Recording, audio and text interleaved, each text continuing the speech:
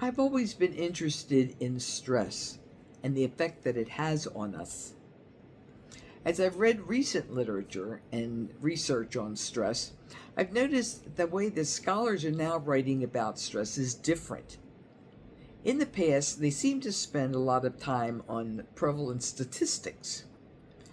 They carefully track the percentage of Americans who experience stress on a daily basis, break this down into subgroups so that we can better understand how many people experience stress.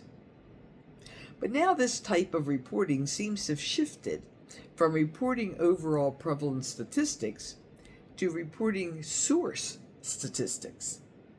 In fact, one major publication didn't even bother to report the overall prevalence of stress in American society in their most recent report. To me, this and other examples seem to indicate that stress has become a taken for granted part of our daily lives. It's here to stay as part of our everyday way of living. Then I read Mark's Gospel reading for today. I pictured myself observing the apostles as they came to Jesus, reporting all that they had done and taught. They were clearly stressed, and maybe Jesus was too. How can we read this passage and not think to ourselves, I totally get what you're feeling? We might be saying that to ourselves. I don't think I know a single person who doesn't feel stressed and overwhelmed by daily life most of the time. We see it on television when we watch the news. We read about it in the newspapers. We feel it in the voices of our friends and family and colleagues in our conversations. No wonder the scholars now write about stress as a normal part of everyday life.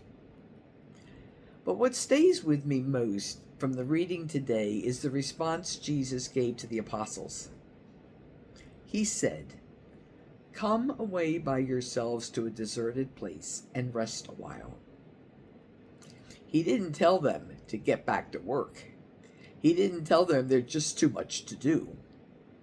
He didn't tell them to stop thinking about themselves. Jesus recognized that the apostles were stressed and they needed a break to take care of themselves. And the beauty of what he says is in the words he chose, to a deserted place. How wonderful. What Jesus clearly taught his apostles about dealing with stress is probably something we all should pay attention to as well.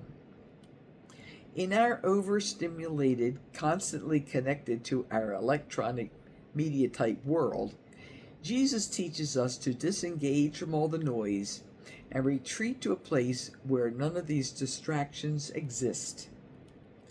It reminds me of Psalm 46, verse 10.